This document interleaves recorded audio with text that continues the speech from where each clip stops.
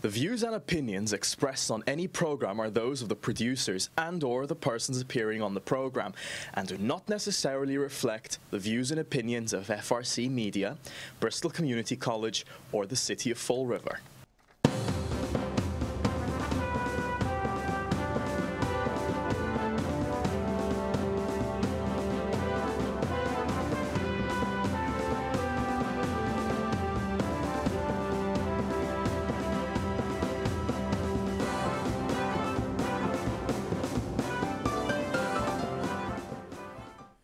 Well, hello. Welcome to Spindle City Straight Talk. I'm Chip. And I'm CJ. And Tad Lowe again. But you were perfect before. But it's Wednesday, and Now we should be better. and there we go. Yeah, that's it. Yeah, I keep forgetting the mic. that's it. You keep forgetting the mic. But yep, here it is, another day in the Riv, and again we have plenty to talk about. And Well, you know, Chip, before we start, I got an announcement at 10 o'clock last night, and it's actually coming out now at 11 o'clock on one of the other media outlets in Fall River. Richard Branco, who was a candidate for mayor, has suspended his campaign as of 10 p.m. last night. So that's one less mayoral candidate, and I think that, you know, Richard assessed his opportunities and what might occur for him, and he just felt it would be better to step down at this point and focus more on his own business endeavors and his personal life, and I think that was a smart decision. well, you know, it's you know, as you said, you know, all these things are personal decisions. When you run for office, it's going to basically take all of your time and commitment if you want to have a chance of being elected, and also it takes fundraising, and you have to, you know, assess those things in the perspective of what's really important to you, what's a priority in your life, and you have to weigh on, you know, your chances of actually attaining that job as opposed to if you devote that time to cultivating your business. So Richard made a personal decision, and you know, I wish him luck in his endeavor, obviously. Yeah, and, you know, and he does have some great business ideas, and he's trying to work on them, and I think it's good that he recognizes his limitations. And Yeah. he's going to focus on other things in his life right now. So, you know, we're sorry to see him drop out of the race, but again, this is his personal decision, and I think that, you know, hopefully the voters understand that. Yeah, and hopefully Richard's always been active, and you know, whether you agree or disagree, we always say that we respect the people who are at least not among those cold and timid souls who know neither victory nor defeat, as Ted Roosevelt once said, and get into the fray, you know, and you know, be heard. And Richard was active. I hope that even though he has chosen not to run for public office, that he remains active in the community and speaks out on issues. And he's a huge veterans advocate. So, Yeah. you know, I think that that's important that we remember that. Yeah. Especially whereas today's the day after the 4th and day after Independence Day. And it was nice to see that, you know, some people did come out and support our men in the armed forces and our veterans. And I think that's Yeah. important that we do that. Yeah, well, always. It's nice to remember it's you know, what 4th of July signifies, you know, and I think it's really, really important that, you know, 4th of July is not a day where everybody tries to blow their fingers off with illegal fireworks, although they were quite busy with that yesterday and the day before, and I'm sure tonight. But, you know, Independence Day is a extremely important day because, you know, if you look closely at the day, what does it signify? It signifies what we talk about all the time on the show. It's about the citizens rising up and taking the government. You know, Independence Day is a day when an entire nation was created because they weren't satisfied with the government they had. And it cost a lot of lives, but it created a nation that, as far as I'm concerned, stands above all in freedom and the right to say what you want. And when you don't exercise that right, to me, you're doing a disservice to all the people who came before you that fought so hard to give us these freedoms. You know, when you act like a lemming and you believe all the pablum they shove down your throat, and I blame the individuals, because if you don't do your research, if you don't look at issues, if you don't listen to other opinions that you dislike and maybe are actually either right or have some germ of truth in them, and your perspective is based on a perspective of being educated on the subject, you're doing a disservice to what this nation was created for. We've said more than once about what the Declaration of Independence says. It says when a government no longer, you know, is in the best interest of the people, we have to take it over. You know, we can't take it over the way they did in 1776 and 1775, because nobody's picking up a musket and taking care of the British that had to come across on wooden ships. You know, most police departments look like army units now. I mean, there's going to be no violent overthrow of the government, and really there's no necessity for that. We have the greatest bullet in the world. It's called the vote. And with an election coming up in this city, we have the great opportunity to use those bullets to change not only our government, but the direction Fall River is going, because a lot of these stories are talking about wasted money, wasted, you know, uncontrolled spending, uncontrolled just political patronage, all at the expense of the taxpayer, all at the expense of the citizens of Fall River. Because are you today getting more services than you did 15 to 20 years ago? Absolutely not. Absolutely not. The fire department is smaller than it was. The police department is smaller than it was back in the 80s and 90s. We had money in the bank. We didn't get a tax increase and a fee increase every year. So something's wrong. No matter what no matter what lie they try to tell you, that everything's rosy and listen to me, and we're going to do all these programs, we're going to change this into Newton or Boston. You know, let's just look at the reality. Walk out on your street, not at night in Fall River, no, and look around and see if it's a better place than it was 15 to 20 years ago. It's not. It's not. The services aren't as good, and we're paying a heck of a lot more. Most of that heck of a lot more is for grant writers and chiefs of staff and press agents for the mayor. You know, speaking of grant writers, it's always something interesting, because we only have one grant writer in the city. Because before we had two, but one of them really wasn't doing anything except living the rock star life. And normally what happens with grant writers is they work on a commission type basis. If they get the $200,000 grant, they may get 5% or 6% of that grant, because that comes out of what they call the administrative costs of the grant. That's how Perry Long got paid, if you remember. Perry used to take a percentage of the grants as the administrative cost, which bumped his salary way through the roof. But we only have one grant writer, and they can't even do enough of that. And the police department has to have their own, the fire department has to have their own, everybody's got to have their own grant writer.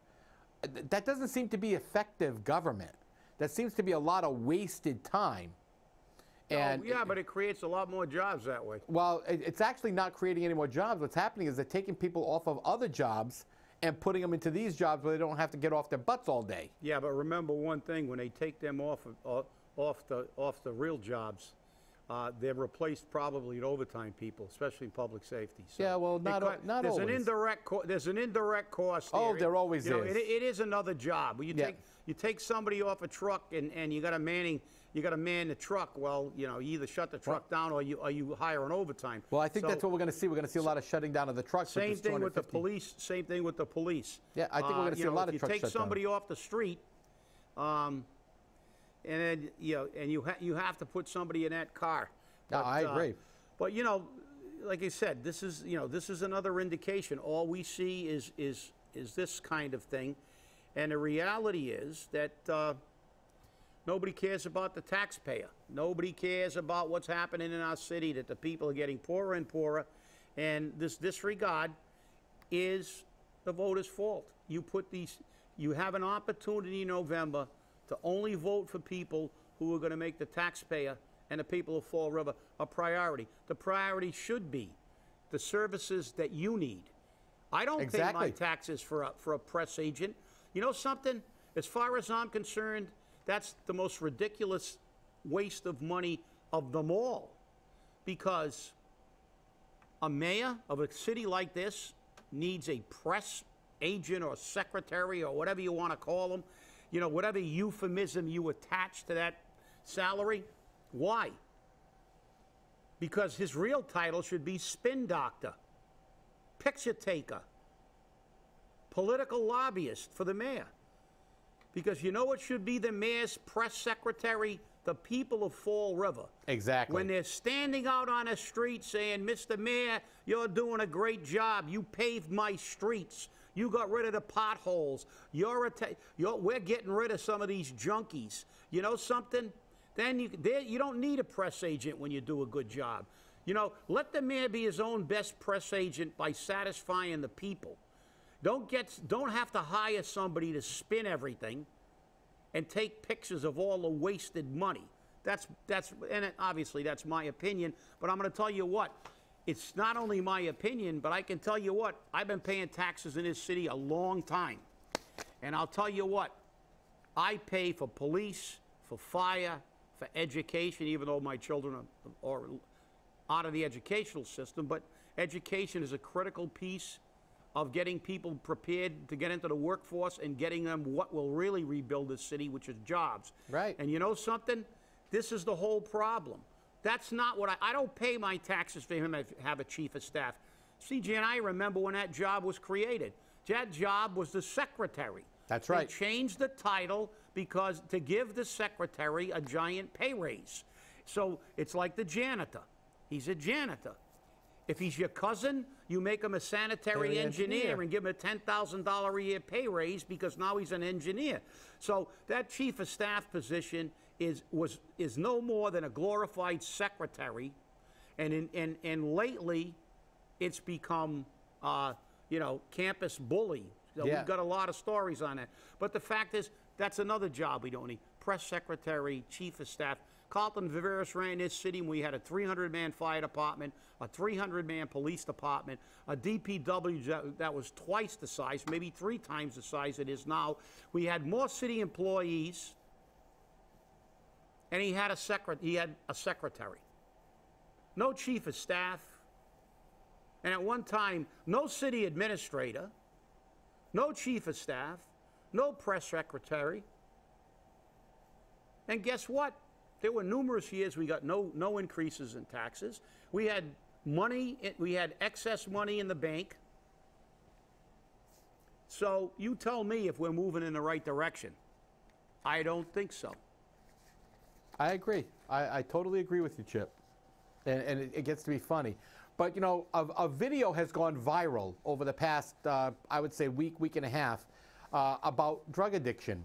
And I think it speaks volumes to the people of Fall River who believe in this manner. And it's about 2 minutes long, so I'm going to play it just so people understand it. And then we're going to get into some of this. Before you do, CJ, you want to make an announcement. This may be difficult to watch for some people. It may be definitely. This is an extremely controversial video.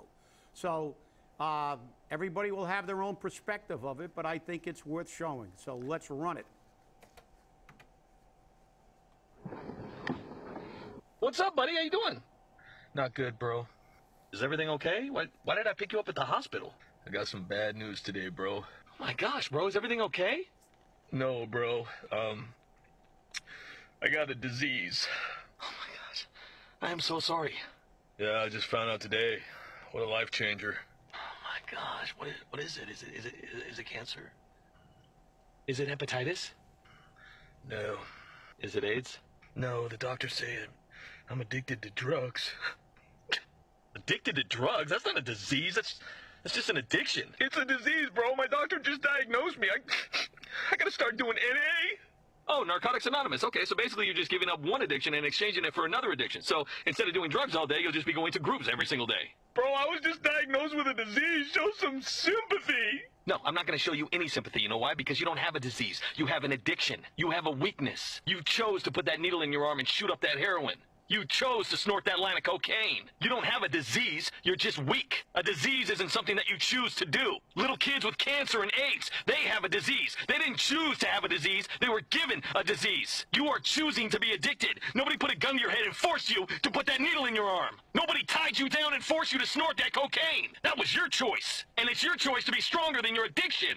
You're so weak that you give in to these counselors and doctors and let them brainwash you into thinking that you have a disease. You need to take responsibility for the addiction that you created. Little kids with cancer and AIDS, they don't have a choice. They are diagnosed with a real disease. Meanwhile, weak addicts like yourself are diagnosed with money-making ideas. Prescription drugs and rehabilitation centers. These doctors and counselors are coddling you to make sure that they get paid. And all the while, people with actual diseases are dying every single day. But we need to feel sorry for you? Because you chose what to be addicted to? You need to come to terms with yourself and realize that you created this entire addiction. You need to come to terms with yourself and realize that you can overcome this addiction. You need to realize and come to terms with yourself that you are stronger than you know. Stop giving in to these counselors. You can beat this addiction. It's not a disease. That's something a lot of people are going to have a hard time fathoming. And there were, you know, I think that there were going to be a lot of people that are going to be applauding and a lot of people that are going to be very upset. But you know something? We've said it time and time again. At least, you know. But this is what's happening now. I'm not a medical professional, but you are. And the fact is that, you know, call me uneducated in that field, but the last time I checked, you know, a disease is something that you don't have any choice. That you know, you get it, you're diagnosed with something like cancer or AIDS or diabetes. It's not something that you can go out and voluntarily get. I mean, I don't know. You know, there's nobody that's selling, you know, cancer pills at the corner store or diabetes pills. Exactly. And if they are, I don't think they're going to have a big sale on it. They're not going to sell a lot of those products. And you know, and I agree because, you know, I see people every day and people I know that have had cancer, that have beaten cancer. Some have died of cancer. I see children every day and on the commercials for Shriners and you know, little children with cancer, little children with other diseases. There are so many true diseases out there that, you know, that a lot of, you know, that as far as I'm concerned, almost all of this money should be earmarked to, because I'll tell you what, on my priority list, a cure for cancer, a cure for diabetes is a hell of a lot higher on my priority poll. Because if you come for me, if you come to my house and ask me for a donation for addicts because it's a disease, I might be playing Who Let the Dogs Out. That's it. So, you know, it's you just, know, but cancer and diabetes and other diseases like this, you know, it's to me it's unconscionable because it gets down to one thing, in my opinion, in this country. It's all about money. This is another. This is a bottomless well for these people, and they're manipulating our society. Drugs have been a problem in this country since the late 60s, early 70s. The war on drugs has been going on for nearly 50 years, and look what's happened. Then somebody finally realized this is a, you know, this is a growth industry. So, you know something? Personally, I like that commercial or whatever it is. Yeah, that's a viral video. It's available on a Facebook page called Stop Sign, and I think it speaks volumes of the way the taxpayers in this country are feeling, because you know, I've just recently received reports, and you were there when we heard about this. There are signs up in Florida. Come to Fall River for drug addiction treatment. Come to Fall River for drug treatment. Really? I remember when the signs went down 195 and 95 all the way down to Florida to come to Fall River for housing. Now we're going to bring junkies from all over the country? Is this what we're going to do to make Fall River great again? Fall River is going to become the great dumping ground? That's exactly what it's become, CJ. This has become the last stop. You know, honestly, this has truly become the last stop. And honestly, I think what they should do is take the old incinerator and turn it into a crematorium. Oh. Because as the bodies start lining up, we can just put them in there. You know, we can save the money on treating the drug addiction and just make free cremations available. This is getting to be ridiculous. Your tax dollars are being wasted not only by this mayor, but by mayors in the future, and the president of the United States doesn't even want to do this, but he has no choice. But they got to stop this. If they can take $1 billion, people, and throw it into Narcan, not even into drug addiction treatment, but into Narcan, how come they can't do that with cancer, or with diabetes, or with AIDS? Yeah, you're right. You're 100% right. $1 billion. That's not chump change. But why it gets down again, at least in my opinion, it gets down to money, because you know something. Oh, granted, the United States always had this attitude that we have to be more civilized than everybody else. You know, ISIS saws off somebody's head with a rusty knife, but we could not do that. They torture prisoners, and we can't do that. Look at all the controversy, what happened in Gitmo. Oh, that's not right. It's against the Geneva Convention. You're right, it is. But the fact is that, you know, our enemies are doing that to our people. So if you don't want to eradicate them with military force, you don't have to torture them. You can just blow them up, as far as I'm concerned. Shoot them. But the thing is that here we are, you know, going house to house in Mosul, and it's taken us, what, 5 years to take Mosul back? And, you know, and we have American lives being risked there because they are leading the Iraqi forces in this effort at Mosul. I just saw it on national news. They had 82nd Airborne and Special Forces. And, you know, these are the kind of things that disturb me. Yet in this country, we have, you know, as I think Mark Monroe Dion wrote in his column, you know, what we do is it runs in phases. First, we fight it. Then when we lose a battle, we can't just say, well, let's look at what other countries do. Throw everybody in jail that deals drugs, give them life sentences, execute them. We can't do that. We're too civilized. So what do? We throw up our hands. We give up the war on drugs. We call it now a disease, and we make it a money-making business. And now, and it's the biggest scam going. Look at how many news stories have you seen in the past 3 weeks about scams? Yeah. These quote-unquote sober houses, which, by the way, people, they want to open in Fall River. They're trying to open several sober houses in Fall River. Places like JRI, okay, and Star want to open sober houses. And guess what happened in the sober houses in Florida, in these scam houses? They were dealing drugs. Sure. They were dealing drugs. They were shooting galleries. They were, right, they were legalized shooting galleries. That's right. And this is what's happening. You know, Mark Monroe Dion said it best. He says they're redefining this as a disease. And they're normalizing it. He also they're making it acceptable to society, which is what they always do. So you say that we can't control this, so now we'll call it a disease, and we normalize it, so we feel sorry now. It's not, as this guy said, a weakness. You know, you can't be stronger than your own. You can't control your own, your own body, and you have to succumb to this addiction. Well, you know, the reality is that. So let's carry this from the ridiculous to the sublime. Suppose we decide to do this with serial killers. It's a psychiatric disability. Yeah, it's a psychiatric disorder. It is a disease, and there's nothing they can do. So we don't even incarcerate them anymore. Somebody can go out and kill 45 people, and then we say, well, you know, we're going to have to give him a couple of pills, send them up to Bridgewater for a couple of months, and we'll release him again. And if he doesn't kill 30 or 40 people in the next couple of years, we'll say, well, I think we got a handle on this. And then we can have sober houses for them, halfway houses, transitional things. Because, you know, this is how ridiculous this is. You know, we started a war on drugs. We had commercials, don't get busted for drugs in other countries. This is your We brain on lost. drugs. So what do we do when we lose? We change normalize the rules of the game. Yep. Oh, we didn't lose. You know, that's right.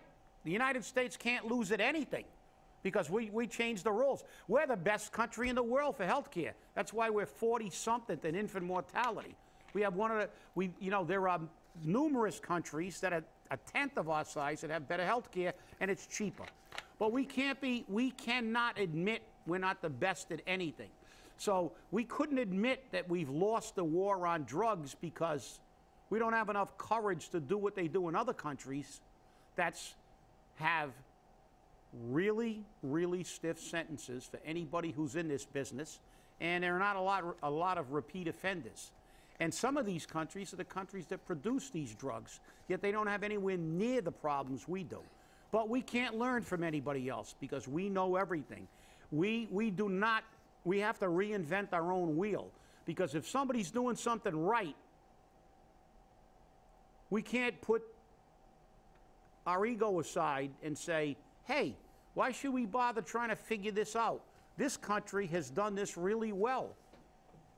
They've really done healthcare well. They've really done something well, like education, apprenticeship programs. In Germany, they've been doing apprenticeship programs for 50 years. They have, without a doubt, the best apprenticeship model in the world. It's been working for years. I've seen German exchange students that talk about how they transition right out of school into the workplace, prepared, ready to go. You think we do that? They just announced it on a federal level. 2017, they're gonna earmark more money for apprenticeship programs. Really? Nothing like being last. You know, that's what disturbs me. You pay your tax money for them to, you know, if you're telling me I'm spending, if we're going to spend $10 million, I'd like to see it spent on cancer and real diseases. Right. Not on this stuff. Right. And, you know, I saw a commercial for Thailand. Now, people think Thailand, you know, sex trade industry, drugs, all that. But do you know that they have an apprentice program on technologically superior aircraft engines, aircraft equipment, all of that, and they're producing all of this equipment at a lower cost than any other country, and they're recruiting people. It's called Choose Thailand. And I watched this whole probably 45-second commercial, and I was very impressed. Now, obviously, it's a lot of propaganda. Most commercials are. But you know what? They're showing how a country that was at one time classified as a third world nation is now focusing on infrastructure, creating beautiful cities, creating industry. They're moving from the service industry that they used to have and the manufacturing industry that they have to now the high-tech manufacturing, the high-tech support industries. And by the way, a nation with a fraction of the resources that we have. I know. It's amazing. So, it's truly you know, amazing. Again, but you know why? Just like our government is all about money.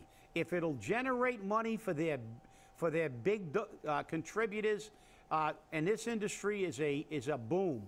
The pharmaceutical companies don't only make a boatload of money. You know, we have everybody involved. It's like the military-industrial complex was. You know, when Eisenhower became president, he said, beware of the military-industrial complex. Now that's become intertwined with our economy so deeply we can't get out of it. That's what's going to happen with this drug industry. But these sober houses, they're all scams, but everybody's making a ton of money. What's going to happen is it's going to be such a big part of the economic engine that they'll never really make an honest attempt to get rid of this. I know. And we received a quick message from Jeff, who said, why did we not talk about how the city council meeting was when they did the budget things? We just don't have the time all the time, Jeff, to get into some of the jokes that happened. So sorry about that. We couldn't, again, get to it today. But we'll try to focus a little bit more on that in the future. Stay angry, people, and we'll see you on Friday. Yeah, maybe we'll talk about the council on Friday. How's that a little bit?